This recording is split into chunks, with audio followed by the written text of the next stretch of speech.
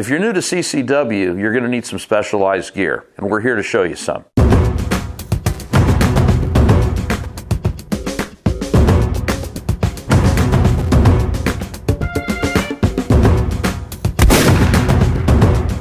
Thanks for joining us on Shooter the Series. I'm Ed Thorell from Firearms Education and Training, and today we're coming to you from Brass & Bass, a local store that we've done work with before.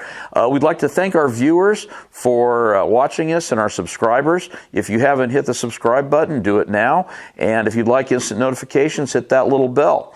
One of the things we want to talk today is how to use specialized gear regarding CCW, carrying concealed weapon. And one of the most overlooked products that you need to start with as your base would be a dedicated gun belt. This one in particular comes from a company called Next Belt.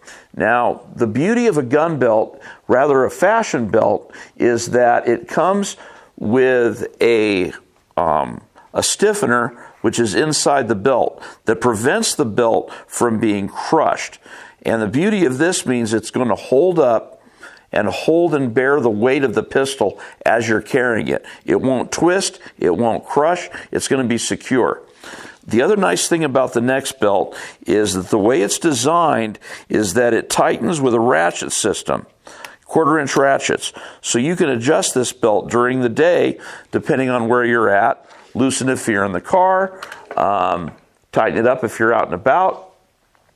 But regardless of manufacturer, you're going to see gun belts come in leather, they're going to come in nylon, and if you're going to be carrying a pistol during the day, you really need to spend the extra money to get a purpose-designed gun belt to secure and hold the weight of the pistol.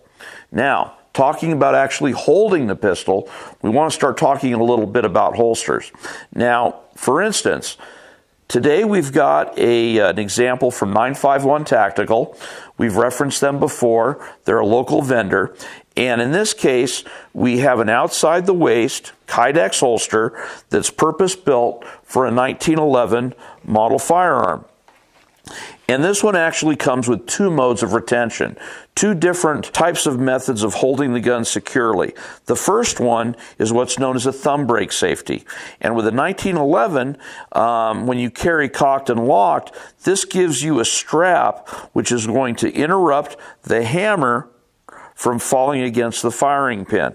In order to retrieve the gun from the holster, you're going to use your thumb to push it out of the way and unsnap it before you pull it. Now, one of the nice features about the Kydex holster is the fact that it also has retention within the trigger guard. You can actually hear and feel it click into place. This is very important for a couple reasons.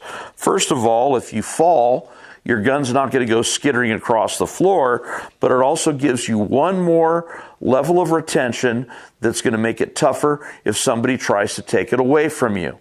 Very important consideration. Now, in addition to our local vendor, we also have some nationally known brands like Safariland, we have Alien Gear, we have Tagua, Blackhawk, we have Galco. We also have sticky holsters. Sticky holsters are nice because these are actually meant to hold your gun and put it into your pocket. The outside sticks to the interior of the pocket, but the gun will pull free. These become very popular. In addition to that, it's important to think about what type of holster and what means you're actually going to carry. In the case of the one we just showed, it's an outside the waist. But you also have the choice of going inside the waist. This is another one from 951 Tactical that just happened to be handy.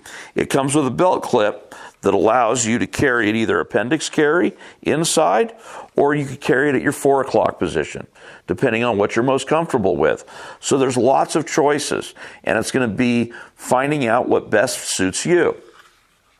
So this is going to begin your journey on what the type of gear that you're going to need for CCW.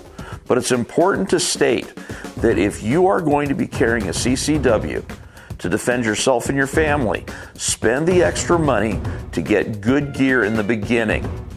There's no point in going cheap when your life depends on this. So anyway, we want to thank Brass and Bass for having us come in. Thanks again to our viewers, and thanks to our subscribers.